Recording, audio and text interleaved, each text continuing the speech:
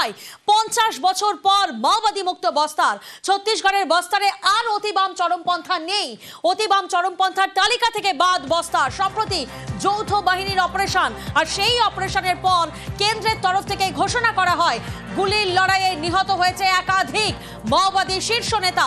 অপারেশনের পরেই বস্তারকে মাওবাদী মুক্ত ঘোষণা করা হয়েছে। অতি বাম চরমপন্থা আর নেই, অর্থাৎ ছত্তিশগড়ের বস্তার প্রায় 50 বছর পর মাওবাদী মুক্ত ঘোষণা কেন্দ্রের।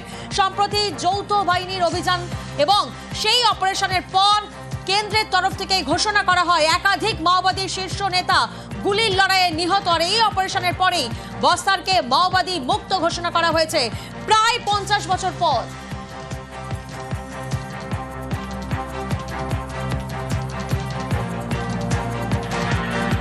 প্রায় 50 বছর পর মাওবাদী মুক্ত বস্তার। অত্যন্ত গুরুত্বপূর্ণ খবর, ছত্তিশগড়ের বস্তারে আর অতিবাম চরমপন্থা নেই। আর এই মুহূর্তে আমরা যোগাযোগ করতে পেরেছি আমাদের প্রতিনিধি আদিত্য রায়ের সঙ্গে। সরাসরি আদিত্যজির কাছে যাব। आदित्य जी, सबसे पहला जो सवाल है, ये जो सफलता है इसमें कौन कौन सी जो एजेंसी है उनका जो काम चला है और कौन सी रणनीति जो है ज्यादा प्रभावी हुई?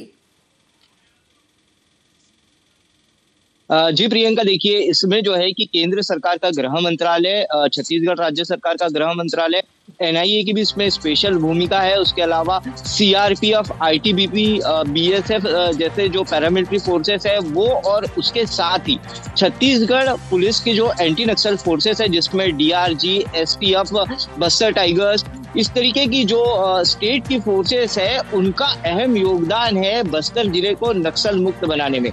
ये वो फोर्सेस है जिन फोर्सेस ने ऐसे ऐसे इलाकों में जाकर नक्सल ऑपरेशन किए जहां पर यानी ये इलाका इतना खतरनाक होता था कि जंगल में जमीन पर कहाँ आईडीज लगी हुई है इसका कोई अंदेशा नहीं लगाया जा सकता था। नक्सली जो है वो 3-3, 4-4 फीट जमीन के अंदर आईडीज लगाते थे, जिसकी वजह से जो आईडी डिटेक्टर्स हमारे पास इक्विपमेंट्स थे उनसे भी पता नहीं लगाया जा सकता था। उसके अलावा नक्सली जो है जवानों को ऐसे घने जंगलों में एम्बुश में फंसा देते थे कि जवानों को उसकी भौगोलिक स्थिति नहीं समझ में आती थी। नक्सली चारों तरफ से घेर कर एम्बुश लगाकर जवानों को एम्बुश में फंसा देते थे। इसके अलावा पहाड़ियाँ इतनी बड़ी होती थी जहाँ पर चढ़ना वहां से आप नक्सलियों के लिए बेहद ही आसान टारगेट होते थे। लेकिन हमारे जवानों ने सारी विषम परिस्थितियों को मुंहतोड़ जवाब देते हुए नक्सलियों के मान में घुसकर वहां पर नक्सल बड़े ऑपरेशंस किए और कई बड़े नक्सलियों को मार गिराया। इसके साथ ही केंद्र सरकार की जो मंशा थी, केंद्र सरकार की मंशा साफ है। केंद्रीय गृह मंत्री अमित शाह ने साफ कर दिया है कि वो 2026 मार्च तक पूरे के पूरे छत्तीसगढ़ को नक्सल मुक्त बना देंगे और उनके इस वादे के तहत एजेंसीज ने काम किया। उसके अलावा राज्य सरकार जो है, राज्य सरकार भी जवानों के साथ सीने से और आदित्य जी, यहीं पे और एक सवाल सामने आ रही है कि स्थानीय जो लोग हैं उनकी क्या भूमिका रही है इस संघर्ष में, और साथ ही नक्सलवाद से मुक्त होने के बाद सरकार की अब अगला कदम क्या हो सकती है? जी देखिए, स्थानीय लोग जो है उनका पूरी तरीके से मोह नक्सलवाद से भंग हो चुका है। पहले तो नक्सली जो थे वो उनके आका बने बैठे हुए थे, वो उनकी सिंपैथी गेन करते थे कि सरकार जो है वो सरकार आपका शोषण कर रही है, आपकी जल जंगल जमीन को छीन लेगी।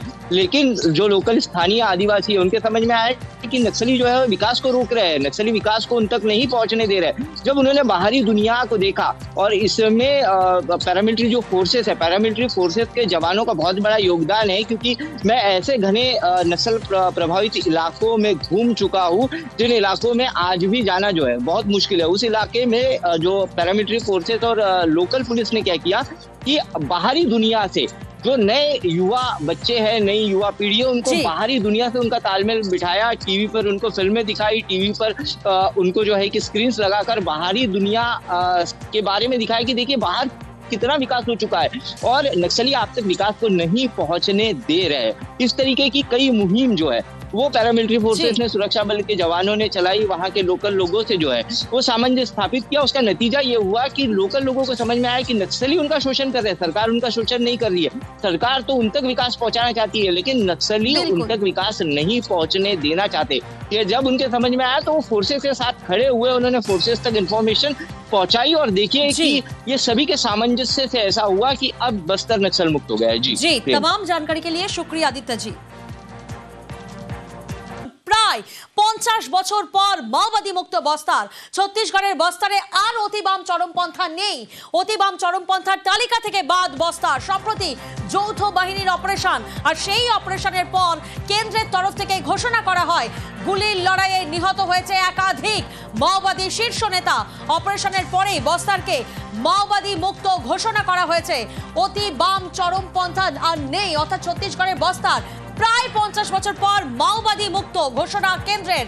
সম্প্রতি যৌথ বাহিনীর অভিযান এবং সেই অপারেশনের পর কেন্দ্রের তরফ থেকে ঘোষণা করা হয় একাধিক মাওবাদী শীর্ষ নেতা গুলির লড়াইয়ে নিহত। আর এই অপারেশনের পরেই বস্তারকে মাওবাদী মুক্ত ঘোষণা করা হয়েছে প্রায় 50 বছর পর।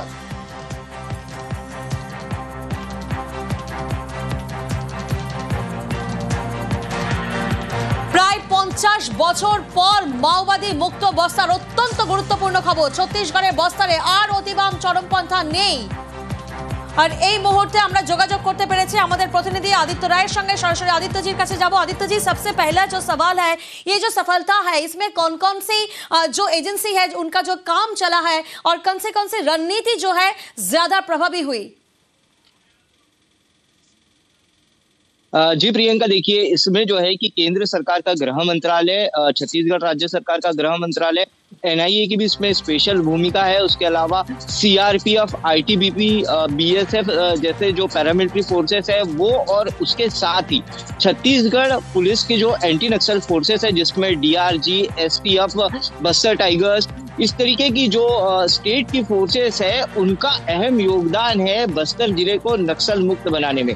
ये वो फोर्सेस है जिन फोर्सेस ने ऐसे ऐसे इलाकों में जाकर नक्सल ऑपरेशन किए जहां पर यानी ये इलाका इतना खतरनाक होता था कि जंगल में जमीन पर कहाँ आईडीज लगी हुई है इसका कोई अंदेशा नहीं लगाया जा सकता था। नक्सली जो है वो 3-3, 4-4 फीट जमीन के अंदर आईडीज लगाते थे, जिसकी वजह से जो आईडी डिटेक्टर्स हमारे पास इक्विपमेंट्स थे उनसे भी पता नहीं लगाया जा सकता था। उसके अलावा नक्सली जो है जवानों को ऐसे घने जंगलों में एम्बुश में फंसा देते थे कि जवानों को उसकी भौगोलिक स्थिति नहीं समझ में आती थी। नक्सली चारों तरफ से घेर कर एम्बुश लगाकर जवानों को एम्बुश में फंसा देते थे।